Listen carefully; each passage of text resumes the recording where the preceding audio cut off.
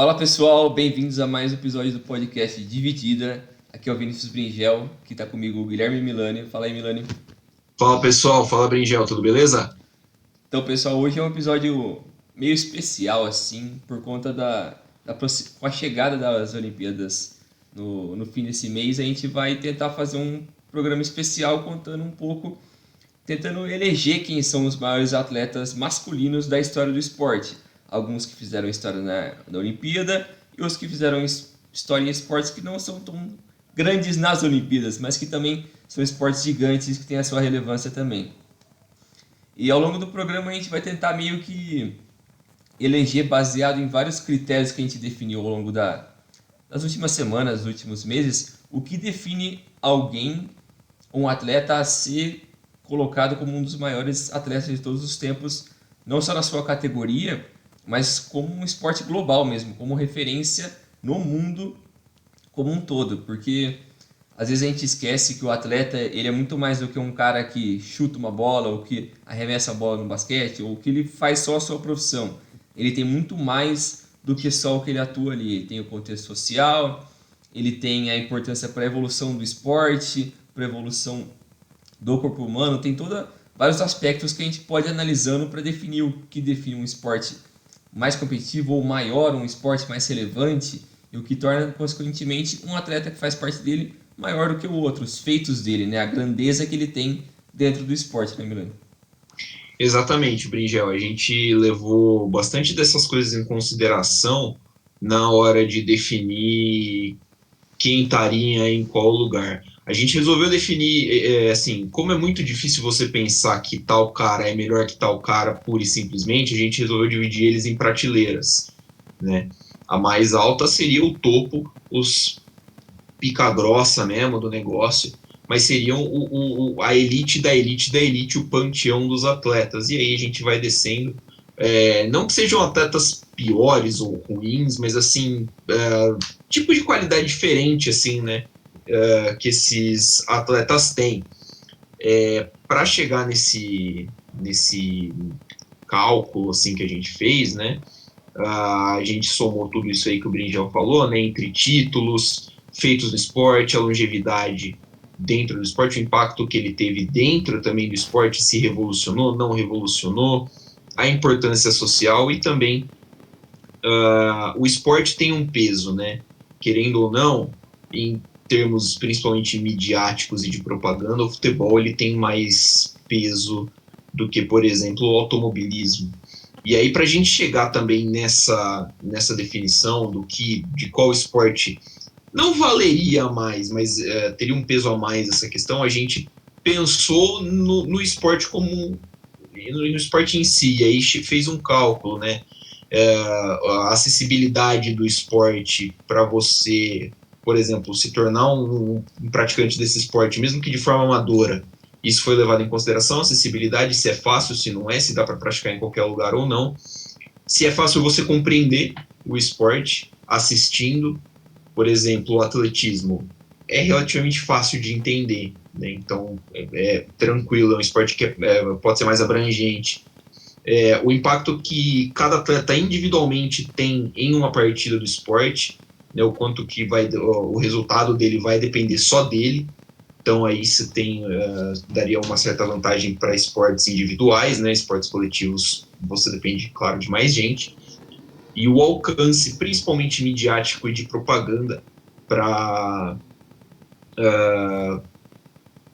no mundo, né? Se é um esporte mais de nicho, se é um esporte que é muito famoso, muito grande, mas em uma determinada região. Então tudo isso foi levado em consideração para a gente chegar num veredito, entre aspas, né? Um veredito sobre o que seria levado em conta para a gente definir os principais atletas da história. Lembrando que tudo isso daqui, cara, é basicamente subjetivo. É só uma questão de opinião. Né? É só uma questão de, tipo, a minha opinião pode ser parecida com a do Milani, como pode não ser também, como pode ser diferente da pessoa que está ouvindo aqui, ou de qualquer outra pessoa no mundo.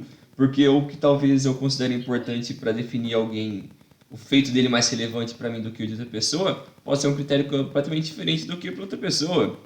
Então, simplesmente é Exatamente. uma questão de opinião. É a nossa visão, como a gente enxerga o esporte, e como a gente vai tentar classificar eles aqui. Então, o que a gente considera importante, entre aspas, como um todo, vai tentar meio que fazer um bem bolado ali e tentar E, definir o quão grandes esses feitos são para a história do esporte. exatamente, que impacto que trouxe, né, e como É, que isso se aplicou ao mundo do esporte. É claro que a gente vai levar em consideração também contextos, sim. né, épocas diferentes requerem, claro, contextos diferentes, mas em todo caso, a avaliação fria mesmo não leva em consideração anos. Por exemplo, o cara como o Pelé e o Messi vão ser avaliados friamente, assim, mais ou menos da mesma forma, mas é claro que a gente vai levar em consideração alguns quesitos que devam ser levados em consideração em relação à época que eles jogaram e contexto também que eles jogaram. Acho que só um adendo, porque também tem algo que às vezes na nossa pesquisa e tentando entender quais são os maiores esportes, a relevância de alguns deles, quão grande eles são no mundo como um todo, tem aqueles lá que o número deles é meio inflado por conta de ser populares em alguns países que tem muita gente, como o caso do cricket e o rugby, que Sim, eles não são tão populares em vários países, só que eles são muito populares nos países colonizados pela Inglaterra. Então, Índia e Austrália é super popular cricket e rugby. Mas a gente sabe que na prateleira dos grandes esportes do mundo, eles não estão entre os principais ali, é um nicho muito pequeno. Então é muito complicado você querer comparar a grandeza e os feitos de pessoas grandes nesses esportes como em outros esportes mais tradicionais, como a gente vai falar ao longo do programa. Que eu acho que é isso que pesa mais, né? A grandeza do esporte e o feito de alguns desses caras. Porque, como a gente vai vendo também ao longo da lista que a gente fez, porque a gente pré-selecionou a lista baseado numa lista que a ESPN fez alguns anos atrás, que eles selecionaram 50 atletas. Aí a gente modificou um pouco aqui para o nosso gosto, porque para os nossos critérios.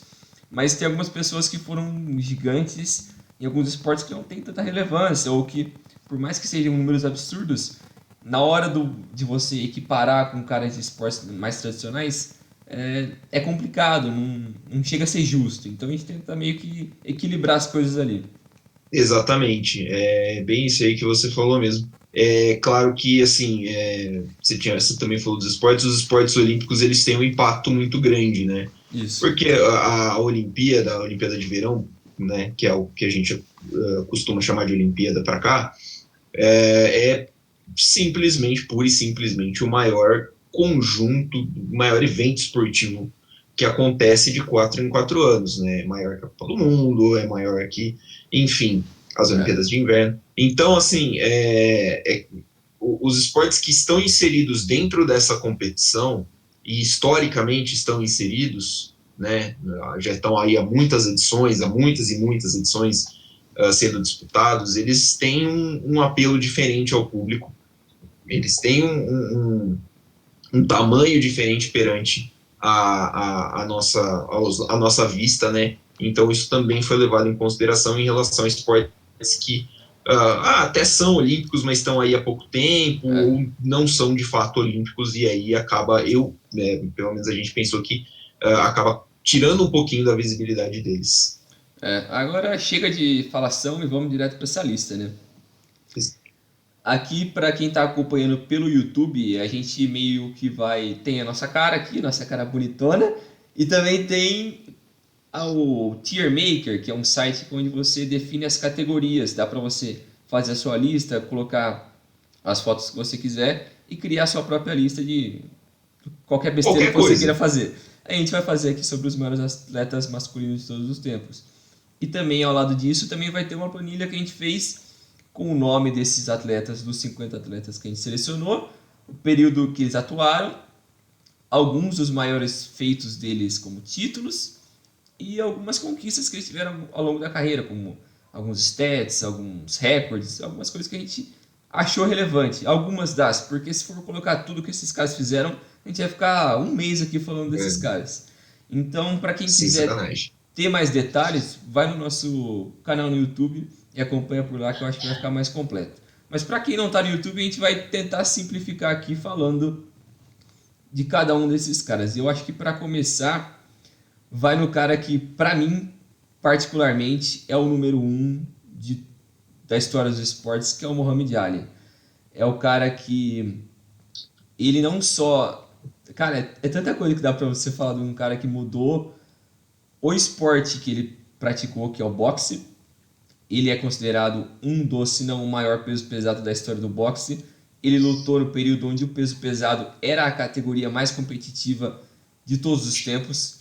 Aquele período dele foi o mais competitivo.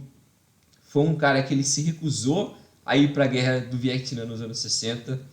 É um cara que o impacto social dele na briga pela, pelos direitos e pela liberdade do cidadão negro e do muçulmano na sociedade americana tem um impacto incrível. O cara foi campeão olímpico, foi 6 vezes campeão mundial do peso pesado. O recorde, o cartel dele, né, no boxe, deixa eu pegar aqui. Foram 61 lutas, 56 vitórias e 37 knockouts. E tirando as últimas 4 lutas dele, onde ele teve 3 derrotas, então basicamente a carreira dele inteira ele teve só 2 derrotas. É um cara que teve um impacto muito grande no boxe em si, mas fora do ringue ali ele fez muito mais do que basicamente qualquer atleta na história. O peso dele de confrontar o governo americano no período onde ele simplesmente não via motivo para lutar ou ter qualquer conflito com os vietnamitas, porque ele não se sentia alguém que tinha por que ter algo contra eles. Ele não tinha por que atirar em alguém que ele não conhecia a história deles, ele não tinha por que ele se envolver em algo que não era nada relacionado a eles, só porque o governo se sentia no direito de ter um conflito com eles. Então, é um cara que defendeu muito a bandeira da liberdade, dos direitos, e ele fez, para mim, muito mais fora do ringue do que dentro do ringue. Eu concordo com você, Bringel. É um cara que tem que estar aí nessa primeira prateleira. É um dos grandes nomes do esporte, falando basicamente do esporte mesmo. É um cara que revolucionou muito o jeito em que se lutava boxe. É um cara que mudou muita coisa, um grande pugilista, né? Tem aquela cena famosíssima dele esquivando, né, do adversário e tudo mais. É um cara que, putz, dispensa palavras, e do lado de fora sempre foi um grande ativista, né? Uma coisa que a gente levou muito em consideração é o impacto social que o cara tem, porque não adianta só o cara ser muito bom no esporte, mas o que ele consegue transformar com isso também é muito importante. E o Ali, com certeza, é um dos grandes dentro e fora do ringue. Você citou bastante coisa, acho que deu pra gente pegar muito bem a ideia, né? Um cara que assim, né, hoje a gente pensa, pô, mas é claro, né, que não fazer guerra é uma ideia melhor Bacana, do que fazer legal. guerra, né? Mas a gente tem que pensar no contexto da época, né? Não é todo mundo que tem a moral de chegar publicamente e falar assim, não é bom a gente lutar contra os caras. Querendo ou não, os americanos gostam bastante de uma guerra, então, né? E por ele ser negro, o cara, ao se recusar a ir Sim, pra guerra, ele foi banido do esporte, ele perdeu o passaporte dele, o cara não podia fazer nada. Tanto que ele se comprometeu a lutar por um período maior, mesmo já com uma idade avançada, porque ele queria, entre aspas, fazer mais dinheiro, porque o auge dele ele se perdeu sendo banido do esporte, porque ele não queria entrar numa guerra. Então, o cara, por conta dos valores dele, o cara se comprometeu a muita coisa. exatamente. E é, assim, bacana de ver um cara que não tem medo, né, de se posicionar dessa forma, de arriscar tudo que ele tem dessa forma, porque, querendo ou não, o que ele tem é o esporte, né, era a carreira dele no momento, É, e ele não teve medo de colocar isso à prova é, e eu, pelo que ele acreditava. E eu acho que a última coisa assim pra falar do Ari, eu acho porque ele foi o primeiro atleta a não só ele deu início à história do trash talk, que é você falar com uma provocação, com um ar meio ríspido, você não querendo ser ofensivo, mas querendo provocar, querendo criar um entretenimento É a ali. provocaçãozinha para entrar na mente do adversário, Sim, né? mas é um negócio sadio, né? Que é algo que Sim, em todos os esportes teve início e hoje em dia é algo super natural, mas o Ali que foi o primeiro que começou isso. Ele foi a primeira personalidade do esporte. O primeiro cara que você olhava para ele e você falava, putz, eu quero conhecer mais sobre esse cara. Eu quero saber o que ele pensa, por que ele faz isso, por que ele faz aquilo. Que hoje em dia é super natural, todo mundo quer saber da vida de todos os atletas que a gente tem curiosidade. E naquela época não era tanto assim, era o cara que você queria ver no jogo, mas acabou ali. A vida pessoal do cara não tinha importância alguma. E o Ali foi um cara que deu início a muita coisa. Então, acho que ele é o primeiro grande atleta em todos os sentidos, assim, eu acho. e além do mais, né, o cara ele te cativa a você É, querer conhecer mais, ainda mais quando você vê que ele tem opiniões fortes e bem embasadas sobre o que ele acredita, né? é. Acho que é um ponto também muito, Você acaba muito sentindo empatia importante. por alguém assim, né? Você começa a acreditar nele. Exatamente. É. É, Mas. Mais isso. alguma coisa? Ou você, vamos passar Não, para outro? não, eu ia falar pra gente pular pro próximo. O próximo, no mesmo nível, na mesma prateleira, tá o Michael Jordan. Michael Jordan é jogador de basquete, que ele atuou entre 84 e 93. Depois ele teve uma pausa para ir jogar beisebol, que era um sonho do pai dele que foi assassinado, né, nos Estados Unidos. Ele jogou 2 anos de beisebol, não teve muito sucesso.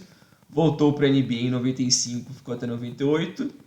Teve mais um período de aposentadoria e depois voltou para mais 2 anos no Washington Wizards, que ele não fez porra nenhuma.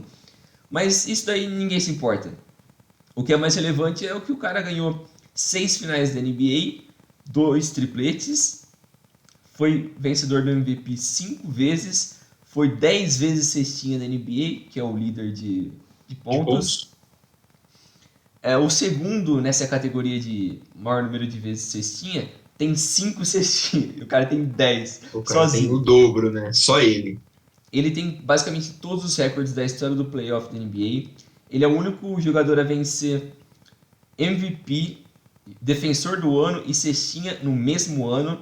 Ninguém conseguiu isso na história da O que, NBA. se você parar para pensar, é uma loucura, né? É um Porque cara o absurdo. Cestinha, teoricamente, ele não é um defensor, né? É, Principalmente hoje, que você vê caras pontuando muito, mas sim. tendo a parte da marcação mais aliviada. Um É. abraço para James Harden. É uma loucura você pensar nisso daí. Então, o Jordan eu acho que é outro que não tem nenhuma dúvida que ele também está no mesmo patamar do Ali e outros atletas que a gente vai mencionar depois. Porque se você parar para olhar os números dele, é um cara que ele. Eu acho que você perde uns 2 dias só olhando os números dele. E se você vai olhar para os documentários dele, filme, tudo que você vê de referência sobre o Michael Jordan, todo mundo cita ele como o maior de todos os tempos. Eu acho que não tem nenhuma dúvida que no basquete ele é o maior por tudo que ele conquistou, a forma como ele tinha essa obsessão de ser o maior, essa fome de que meu, eu preciso vencer. E não era era um egoísmo positivo, assim, de que você precisava, era uma fome insaciável que o cara tinha de precisar conquistar as coisas. E os números dele, todos os feitos que ele tem dentro da quadra, eu acho que falam por si. Toda a importância que ele tem para a evolução do marketing esportivo também é um negócio absurdo, porque ele simplesmente tem o tênis mais famoso do mundo, que é o Air Jordan. Ele Agora a marca, né? Uma marca a marca própria dele de. também, que tem roupa, tem um monte de coisa, tem patrocínio com o PSG. Os caras, ele é absurdo, o cara também é dono de um time da NBA, o Charlotte Hornets. O time é uma bosta, né? O Mas a time é uma gente bosta, releva. mas foda-se, né? O cara é foda. Né? Tipo, é o caso do dono ser maior que o time. Ele não tem o que você fazer. Eu acho que ele também tá meio que cagando pra merda do time, né? Foda-se, mano. É, mas, eu acho que é basicamente isso daí. Quer falar alguma coisa dele? Não, é um cara que, assim, é um dos nomes mais indiscutíveis dessa lista, né, cara? É. Assim, ele é muito grande num esporte gigantesco. O basquete é um esporte americano, mas o basquete é um esporte olímpico e é um esporte de alcance mundial. É. O Michael Jordan é campeão olímpico, né? Ele faz parte do primeiro Dream Team, aquele que atropelou igual um trem todos os adversários nas Olimpíadas de Barcelona em 92. É um dos, de novo, é um dos grandes nomes, né? O fato do cara ter parado, ter jogado até 95, até 93, perdão, terminou a carreira ali, são 9 anos, 9 anos, foi tricampeão consecutivo, porra, muito massa, foi jogar basquete, foi jogar beisebol, perdão, e não deu certo. Aí ele volta, 2 anos longe do basquete e simplesmente é tricampeão consecutivo de novo, né? A cena final, o last shot vem aí, isso que é a temporada 97, né, na final contra o Jazz. É ainda depois, né, da pausa dele. Então, cara, assim, é difícil até de você encontrar muito o que você vai falar, porque é um cara que é muito grande em questão de representatividade, é muito grande em questão de, que nem você falou, né, de como ele revolucionou o esporte, a questão do marketing, de como ele começou a usar a marca dele, né, a Jordan Brand eu acho que é tipo de uma subsidiária da Nike. Isso. Mas, assim, tem patrocínio com o Paris Saint-Germain, né, que você citou, tem muitos times no futebol americano universitário que usam nos esportes universitários, a Universidade da Carolina do Norte, que foi onde o Jordan jogou, se não me engano, joga com a marca dele, né, então, do Jumpman, então é um cara que merece demais estar nesse lugar. Eu tenho uma pergunta para o Bringel. Michael Jordan no Chicago White Sox ou no Washington Wizards? Puta merda, mano. Isso aqui é pior, porque ele nem chegou a jogar na MLB, né? Ele jogou nas ligas menores. Ele ficou só nas menores, né? E eu acho que ele era outfielder. Mas, pô, mano, pensa, um cara de 2 metros e pouco, jogando de outfielder, mano, ele não era todo desengonçado, não tinha como, não fazia sentido um cara jogar ali, velho. E outra, né? O cara tá acostumado a dar uns piques na quadra, né? Pô, outra coisa é você sair correndo atrás de uma bolinha, um campo de diferença, né, meu? Porra. Cara, mas é engraçado, tipo, eu tiro o chapéu também pra ele tentar, não que ele tentou muito, mas ele pelo menos se deu a chance de ir para outro esporte e tentar ser competitivo, porque até no documentário que tem dele do 30 for 30, que mostra ele nesse período de beisebol, o cara ele chegou a comprar o busão do time dele, porque o time que ele tava nessas ligas menores do White Sox, o time não tinha um busão. Ele comprou o busão pro time e ele andava no busão lá igual, tipo, os caras, sei lá, você vai treinar você joga pelo Rio Branco, você vai pegar busão pra puta que pariu. Você vai se fuder. E o Jordan ficou fazendo isso. Ele já era o Jordan tricampeão da NBA. Ele ficou se fudendo, andando de busão, só pra jogar a porra do beisebol. Só porque o pai dele, era o sonho do pai dele. O pai dele queria muito que ele jogasse beisebol e não basquete. O pai dele foi assassinado. Tem aquela história lá de que o pai dele tinha envolvimento com dívida, mataram ele por causa. Era um payback por causa dessas dívidas. Tem um puta rolo aí. Tem uma teoria dessa conspiração, mas é uma história bem maluca. Essa é outra história, foda-se. Você citou o 30 for 30 dele, né? Que é bom, e isso me lembrou de outra história, né? O Michael Jordan foi selecionado no draft da NBA de 84. A primeira escolha daquele draft é o Akin Olajuwon. Ele jogou na Universidade de Houston, foi draftado pelo Houston Rockets. O período que o Jordan ficou no basquete, no beisebol, foram 2 temporadas de basquete, e as 2 foram quem ganhou foi o Houston Rockets com a Akin Olajuwon.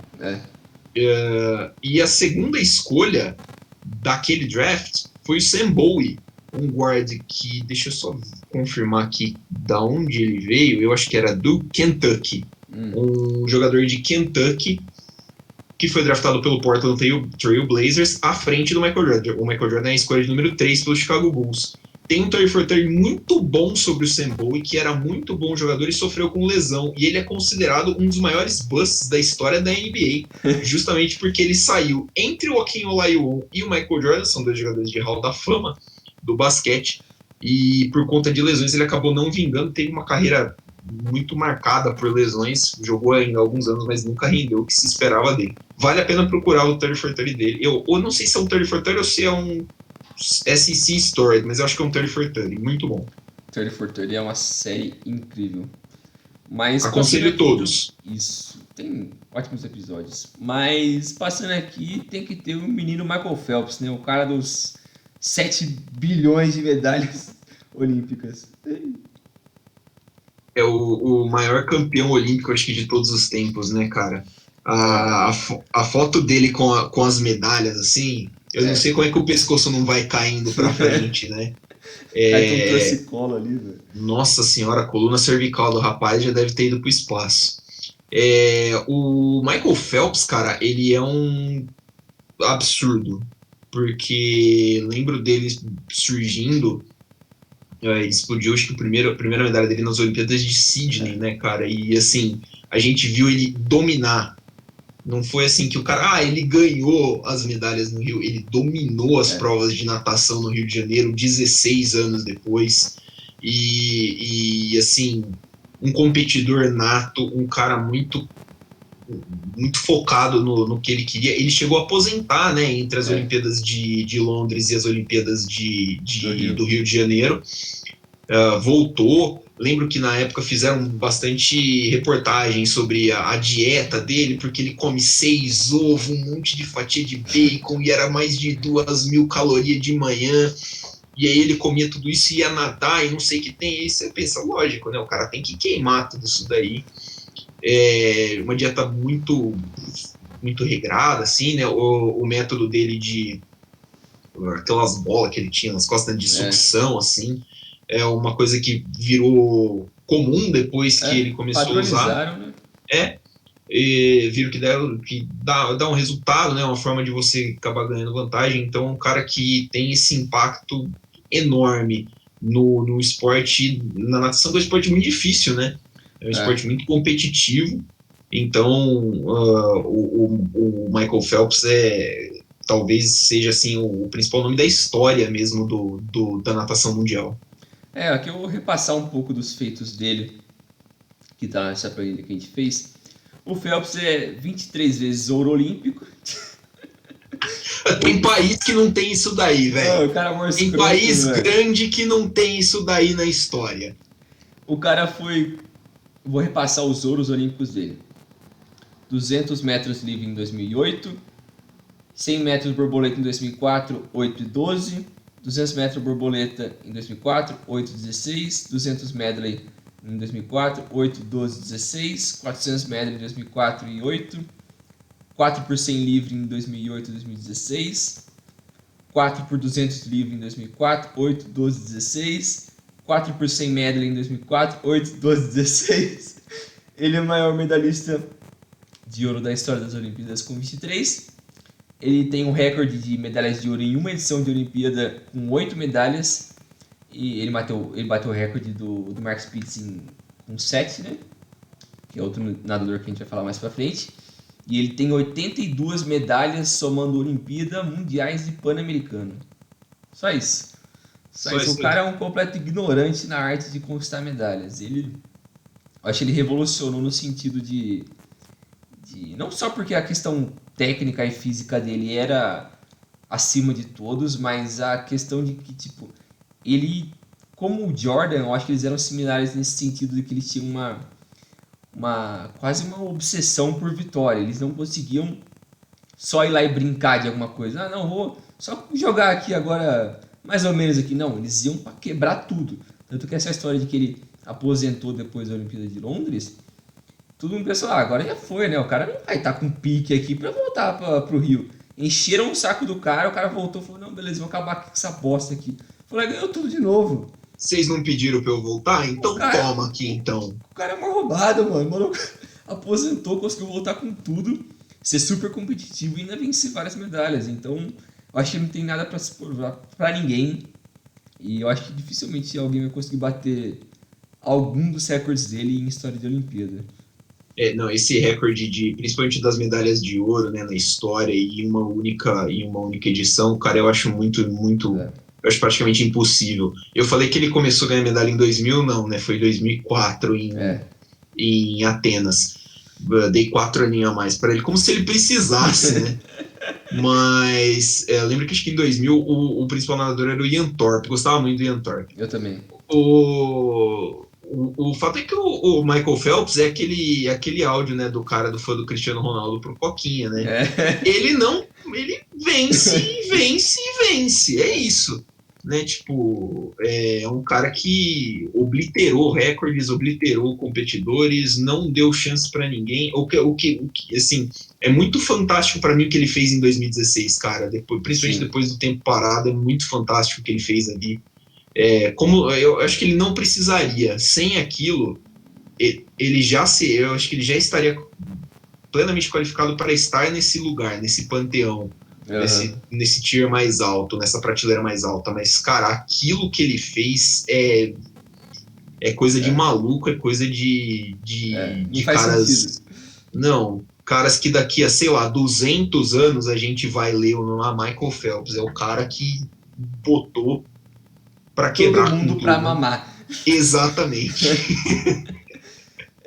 Essa questão dos recordes também é algo que a gente vai ver, é bem frequente nessa lista que a gente fez aqui, que tem vários caras que eles simplesmente obliteraram recordes nas suas modalidades.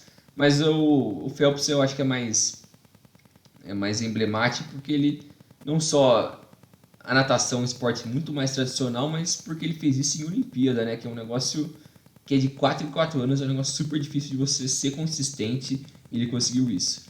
Mas passando aqui, vai estar um cara que é o nosso menino Edson Arantes do Nascimento. O incrível Pelé.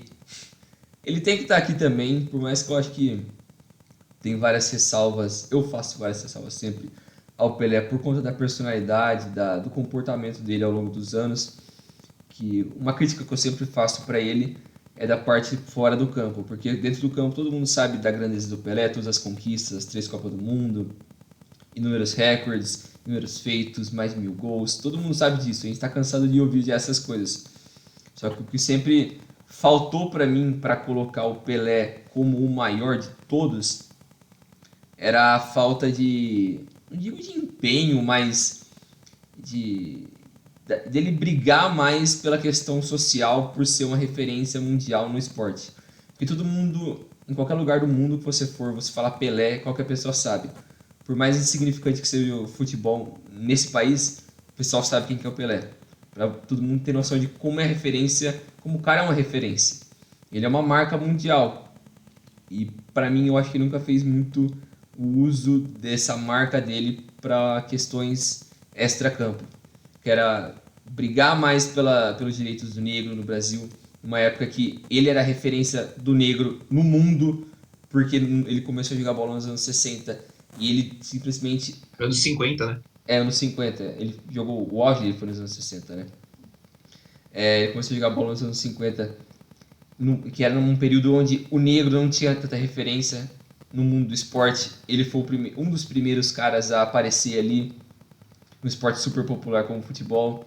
Então eu acho que ele ficou meio aquém para mim nessa questão social, que eu acho que é algo que os outros caras dessa categoria estão um pouco acima, mas não um demérito pro Pelé, porque as conquistas dele dentro do esporte eu acho que são gigantes demais, né? Então eu acho que nem vale a pena ficar falando muito dos feitos dele no campo, porque todo mundo já sabe de decor, né? Parafraseando o cantor Snoop Dogg, first name Pay, last name Lay. Né? O Snoop Dogg fala, né? Acho que num podcast, primeiro nome com Mike Tyson, primeiro Isso. Nome P, segundo Lé. Quando o cara é foda, você sabe que você vai conhecer ele por um nome só. Acho que esse é o tamanho do Pelé, cara. E assim, a gente tá falando de um cantor norte-americano que eu sei lá se o Snoop Dogg gosta de futebol ou não. O Mike Tyson. O Mike Tyson, eu não sei se gosta de futebol ou não, mas os caras sabem o tamanho e o impacto que tem o Pelé na história do esporte, né? Que nem o Brin já falou, eu tenho também algumas ressalvas com a questão social do Pelé, mas acho que não dá pra gente ignorar aqui, que nem você falou, né? Ele era uma referência entre os negros na década de 50, 60, né? Olhando aqui, cara, em 58, quando o Pelé foi campeão pela primeira vez da Copa do Mundo, comemorava-se 70 anos da abolição da escravatura no Brasil. É muito pouco tempo. É muito pouco tempo para você criar consciência, principalmente da forma que foi feita aqui no Brasil, você criar a consciência de que as coisas deveriam ser diferentes. Então, acho que assim, embora é lógico que já tivesse muita gente brigando e muitas vozes falando alto por isso, concordo com você que acho que poderia ter sido mais ativo com isso. Ele tem algumas falas bem problemáticas em relação a isso, mas ele teve também uma importância também grande, né, em campanhas, por exemplo, contra o analfabetismo infantil, né, quando ele faz o gol 1000 dele em cima do Andrada do Vasco, que só é lembrado porque tomou o gol 1000 do Pelé. Coitado, cara. Ele fala para as pessoas se lembrarem das criancinhas, né, e tal, que elas são o futuro do Brasil. Tem a musiquinha do ABC, ABC, e, enfim, é um personagem polêmico. Ele não deixa de ser polêmico, mas é um dos maiores personagens da história do futebol, é um dos maiores personagens da história da seleção brasileira, que é a mais vitoriosa do mundo, né? Ele é o único tricampeão do mundo, faz parte de uma geração brilhante de jogadores brasileiros, 2 vezes campeão da Libertadores, 2 vezes campeão mundial com o Santos, tem 6 títulos brasileiros, 1,5 caminhão de campeonatos paulistas, com 2 caminhões de artilharia, mais de 1000 gols, assim, é um dos grandes nomes realmente da história do esporte por tudo que ele fez e por tudo que ele representou. Eu, pessoalmente, Guilherme Milani, já vou deixar a deixa é muito bonita, né? Nossa Senhora! Mas eu já vou jogar um gancho aqui para o Bringel ver se ele concorda ou não, porque eu acho que se o futebol talvez seja o esporte mais popular do mundo, e o Pelé é a cara do esporte, está neste panteão, está nesse primeiro nível, eu acho que Diego Armando Maradona também deve estar nesse primeiro nível. Uhum. Então, eu tenho minhas ressalvas também ao Maradona, um pouco por conta da longevidade dele, eu acho que é um pouco questionável. As ações dele extracampo, cara, na real pra mim isso nem me incomoda tanto, porque eu acho até legal quando o cara tem uma parte mais polêmica. Por mais que não, eu não tô falando que é legal ele usar droga, mas eu não tô apoiando o uso de drogas, mas eu acho... Por favor, hein, gente, por favor. Polícia Federal, por favor. Não vem ninguém aqui não, hein, caralho, porra. Mas, assim, eu entendo que, assim, muito do que se fala do Diego é que era um deus com os defeitos de um humano, né? E tem o lado humano dele sempre foi muito latente. Mas e acho que faz muito parte da latinidade, né? Ele, como latino, nunca fez questão de esconder isso. Ao contrário do Pelé, que... Sim. Né, os defeitos, a vida pessoal dele, apesar de ser bem movimentada. Ele chegou a falar que não tinha ditadura no Brasil, velho, mas que é um negócio que eu acho que ele só não queria se comprometer com o governo, ou que ele sofreu um tipo de retaliação, mas mesmo assim, né? O cara se omitiu numa questão super importante para a causa da situação que o Brasil vivia na época, né? Sim. E o Maradona nunca teve medo, né? O Jamais. Maradona nunca teve medo de falar sobre essas coisas, de mandar inglês para, né, para aqueles lugares indecentes, ou não, né? Também não tem problema. A gente falou mal de inglês no último episódio, né? Então vai ficar segurando agora para quê? Mas assim, o Maradona, é claro que como ele também tem poucas conquistas, se você for parar para pensar no título, né? Ele tem uma Copa do Mundo que ele ganhou. Gosto de falar que ele praticamente ganhou sozinho aquela Copa do Mundo para a Argentina. E são 2 títulos italianos pelo Napoli. Se não me engano, deve ter uma Copa da Itália, acho que é uma Copa da UEFA, alguma coisa assim. Mas assim, são poucas conquistas, se você for parar para pensar. O cara jogou no Barcelona e não foi campeão espanhol, por exemplo. O cara jogou deu umas voadoras lá, né? Aí foi da hora. O vídeo dele saindo, o vídeo daquele jogo contra a Atlético de Bilbao, que os caras batem no Maradona até não querer mais, cara. É bom assim. É da hora. Jogou no Boca, o Maradona nunca jogou uma partida de Libertadores, cara, você acredita? É uma doideira. É maluco. Mas tudo que ele representa pro argentino, e a gente viu isso há não muito tempo, quando ele faleceu, a comoção que isso causou na Argentina. E no Nápoles também. E no Nápoles, em Nápoles, porque Nápoles fica no sul da Itália, uma região que sofre muito preconceito por ser menos desenvolvida industrialmente do que o norte da Itália. Cara, é uma loucura a comoção que ele causou, a paixão que ele causou nas pessoas quando jogador, quando vivo. Então, assim, Acho que é um cara que cabe por tudo que ele movimenta, por tudo que ele movimentou dentro do esporte e dentro da sociedade.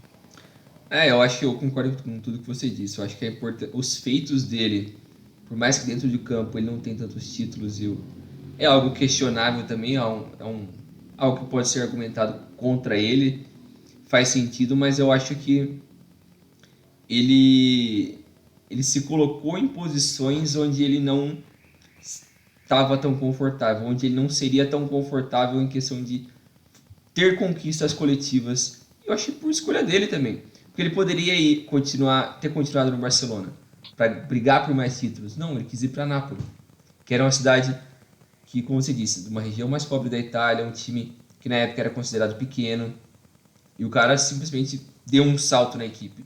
Ele fez o Napoli ser competitivo. Então, eu acho que ele tem muito mérito nisso, em ser um cara autêntico, em tentar fazer as coisas da forma que ele acreditava ser certo, dentro do jeito dele. Por mais que ele tenha inúmeros erros ao longo da carreira dele, da parte humana, eu acho que essa é a parte que mais me atrai na história do Maradona. Eu adoro quando as pessoas têm inúmeros defeitos, inúmeras falhas que tornam elas singulares, porque a partir do momento que você é tudo perfeitinho e você faz tudo que todo mundo faz, você é mais do mesmo. A sua história não é relevante. A sua Você fica história é muito algo que é repetitivo. padronizado, né? Sim, você tem uma história que não é interessante, não é algo que vale a pena você contar para alguém. Não é. Cara, não sei explicar, é algo diferente. Eu Eu gosto quando acho as que coisas são diferentes. não te cativa, né? É? Porque, sei lá, cara, quando você tá lendo um livro ou alguma coisa assim, vendo um filme, você não quer que o seu protagonista seja aquele cara chatinho, É? perfeitinho e tal. Até quem gosta de roteiro, escreve roteiro, sabe que você tem que colocar aqui um tropeço do cara aqui, ou alguma coisa ali, que é para dar uma emoção, para você manter o público, né, interessado na história. Porque se a coisa acontece muito certinho numa história muito linear, ela acaba perdendo a graça, né? Até o próprio E protagonista mesmo, em qualquer história. Você tem que criar uma certa linha do tempo, algumas características no personagem que não tornem ele só aquele cara mau. Mas ele tem características que você consegue compreender, entre aspas, o lado dele. E torna interessante a visão dele também. Faz o conflito dele com o personagem principal ser interessante. Então eu sim, acho que a história do Maradona é muito bonita. Eu acho que tudo que ele fez pela Argentina e por Nápoles talvez seja tão grande quanto os feitos do Ali nessa prateleira aqui. Então, eu acho, por mais que eu não colocaria ele no mesmo prateleira, eu acho que faz sentido. Então, tranquilo, não tenho nada, grande objeção assim. Então, eu acho que essa prateleira fecha por aqui mesmo, né? essa prateleira acho que a gente fica por aqui. Na segunda prateleira, que eu acho que é um pouco complicado a gente tentar separar alguns desses caras, porque vai ter caras aqui da segunda prateleira que o pessoal vai pensar, putz, mas não podia estar ali. Eu acho que falta tipo um dedinho ali para alguns caras estar ali. E para mim tem dois que estão ali. E um deles é o Federer para mim, que muito possivelmente é o maior jogador de tênis da história. Agora não tô achando a foto dele para colocar aqui agora. O Federer, que é um dos maiores jogadores de tênis da história, ele ainda é ativo. Ele, cara, eu acho que dispensa comentários também. É um dos caras que ele revolucionou a história do jogo. Ele tem inúmeros recordes. Deixa eu puxar a ficha dele aqui. O cara é profissional desde 98. Ele tem 20 Grand Slams. Ele ganhou o Roland Garros em 2009, o Wimbledon de 2003 a 2007, depois em 2009, 12 e 17, o US Open de 2004 a 2008, o Australian Open em 2004, 2006, 7, 10, 17 e 18. Ele ficou presente em 18 das 19 finais de Grand Slam entre 2005 e 2010. Então, eu acho que não tem muito o que falar além disso daí. O cara é um completo absurdo. Ele ficou no top 8 da ATP por 14 anos consecutivos. O cara é super consistente, tem um estilo de jogo super clássico, super bonito. Ele não é um jogador preferido de tênis. Esse é o, é o cara, é o Nadal. Eu fugi o nome Tudo dele. tiquezinho. Mas eu acho que não tem como, tem que se render ao Federer por tudo que ele fez na história do esporte. é um dos esportes mais tradicionais do mundo, é super popular. Eu acho que um dos problemas que tem no tênis no Brasil é a questão da acessibilidade dele, que não é um esporte tão fácil de você introduzir uma criança ou alguém. Ah, vou chamar um amigo meu, vamos jogar um tênis ali, não tem onde você ir. Você não vai achar uma quadra tão fácil, uma raquete é caro, então tem umas ressalvas na questão da popularidade do esporte no Brasil em alguns lugares do mundo, mas é um dos esportes mais antigos, acredito eu. É esporte tradicional, eu gosto muito. E também eu acho que o nível de exigência dele pro atleta é um absurdo. Eu acho que entra ali no top 3 de você quer fuder uma pessoa, coloca pra jogar tênis, porque o cara vai se fuder. O cara vai ficar 5 horas pra ganhar a porra de um jogo. Daqui a 2 dias você vai jogar de novo, você vai tomar no cu, porque você vai ficar camelando correndo atrás daquela bola lá, se fudendo. É um esporte feito pra você tomar no cu, mas é incrível. E o Federer, Mentalmente, é, mentalmente é um esporte que exige muito, né, cara? nossa, é escroto demais, porque você. É um negócio que a gente tava falando quando a gente tava definindo os critérios, que no tênis, quando você chega, tipo, sei lá, você abre um 30-0, aí você vai lá e faz 40. Aí o cara busca o 40, puta que pariu, velho do céu. Aí você tem que ganhar a vantagem, e se fica naquela, perde a vantagem, volta a vantagem, e você não consegue fechar o game, mano, dá um trigger, é um gatilho na minha cabeça, eu só tô assistindo o negócio, não tô nem jogando. Imagina o cara que E, tá ali. e assim, né, você tá falando que os caras estão ali correndo, batendo aqui, ali, cansativo, vai saber quanto tempo para ganhar um ponto, né? É, Tipo, você precisa de um 6 ou 7 para ganhar um set, e precisa de 3 sets para é. ganhar um jogo, né? Então, assim, puta, é muito exaustivo, é um esporte que demanda muito, tanto do seu físico quanto do seu emocional. E, cara, o Federer, ele é, assim, o principal nome do tênis dos últimos 20 anos, tranquilamente falando. Ele teve muita competição, né, tipo assim, de competidores que jogaram contra e foram competitivos e chegaram a um nível alto, estiveram em um nível que estiveram à frente, por exemplo, em alguns desses anos. A gente teve o Nadal, tem o Djokovic acho que chegou também nos 20 Grand Slams, né? Mas assim, cara, o Federer, ele é um negócio simplesmente fora de série, do tanto que ele consegue se manter regular nesse meio tempo, né? As osciladas dos outros tênis, para mim, parecem muito maiores do que tem oscilado o Federer. É claro que uma hora a idade cobra, isso é normal, depende do É, físico, mas assim, cara, é um prazer poder dizer, assim, eu vi o Roger Federer jogar. sim. O cara é um absoluto escroto. Mas aqui passando, eu acho que aqui começa a abranger um pouco mais. Tem que colocar o Messi aqui, né, mano? É, Lionel Messi tem que estar o aqui. ETzinho. Não Eu acho colocou o que. Copa América dele aqui na planilha, hein? É, porque. Putz, tinha que Né? Tem atualizar que. a planilha, também não coloquei o outro Grand Slam do Djokovic, eu acho. É, tem que colocar. Ele tá com 20 aqui, eu coloquei 18, mas. Enfim. Pra quem tá Enfim, vendo no YouTube, pensa que tá escrito 20 ao invés de 18. Só imagina, exatamente. mentaliza. Mentalize, mentalize. Mentaliza ali.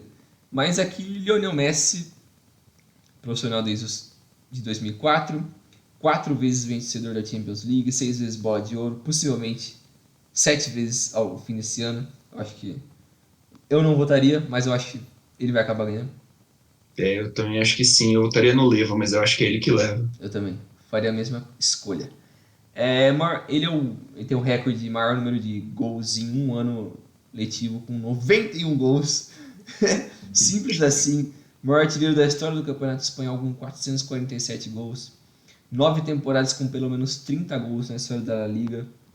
E inúmeros outros recordes que acho que também pensa comentários. É um cara fora de série. Ele é o maior jogador de futebol que eu já vi na minha vida. E eu acho que dificilmente eu vou ver algo tão incrível quanto ele. O período dele até 2003 ali pra mim era um negócio absurdo, como parecia que ele era imparável. Ele simplesmente atropelava todo mundo. Ele não era tão completo quanto ele veio a ser depois em questão de visão de jogo, ser um cara que trabalha mais para a equipe, mas naquela época ele era uma máquina. O cara simplesmente estraçalhava todo mundo. E é o maior que eu já vi e não tem nem o que dizer. Era um jogador de videogame com cheat code, né? Nossa, Nossa, roubadaço. ele era muito absurdo. E Muito depois roubado. disso, né, que assim, ele ainda precisava bastante mais ainda, acho que da parte física, né, um jogador de mais explosão e tudo mais. Essa parte foi, querendo ou não, né, você vira ali a página dos 25 e vai dando uma diminuída, principalmente com um atleta que você força bastante. Ele se tornou o melhor playmaker dos últimos 30 anos. Né? Tipo, Sendo atacante. sendo atacante. É um absurdo. Assim, eu acho que assim, do campo de, se imaginar um campo de futebol, cara, no campo de ataque não tem algum lugar ali que o Messi não seja É. extremamente efetivo. Ele é muito absurdo. Concordo com o Bringel, é o melhor jogador que eu vi jogar. Não acho que eu vou ver alguém fazer o que ele fez nesses últimos 15 anos. É um cara extremamente fora de série. É um cara que, nossa senhora, é o. É. Tá ali, cara. É ele, o É. Maradona e o Pelé, entendeu? Tipo, Os caras não são sei se, embaçados não sei se demais. vai chegar muito disso, não. É. Ele também é o maior detentor de recordes da seleção argentina, né? Ele é o jogador que mais jogou pela seleção argentina, mais fez gols pela seleção argentina. Mais assistências também. Mais assistências, e apesar de não ter tido uma boa final contra o Brasil, campeão da Copa América, tirou a Argentina de um jejum de 28 anos. Então, assim, é um cara que tá ali de novo. É uma coisa que vai ficar repetitivo a gente ficar falando, né? Daqui anos e anos vamos falar dele, mas o Messi realmente da evolução que ele mostrou, né? do pontinha direito, canhotinho, cabeludinho do Barcelona ali, que jogava com o Ronaldinho, até o camisa 10 ali, que manda e desmanda na frente da área e no meio campo de qualquer lugar do mundo. A trajetória dele é nada menos que fenomenal. Então, pessoal, aqui logo depois do Messi, a gente vai fazer meio que um corte no episódio para não ficar tão extenso assim o debate e as nossas categorias, porque tem muita gente para falar ainda. Então a gente vai fazer uma pausa aqui depois do Messi e vamos lançar outro episódio para não ficar tão extenso assim. Então, para quem quiser continuar vendo, vai no próximo episódio e vê a gente lá. Valeu! É nóis!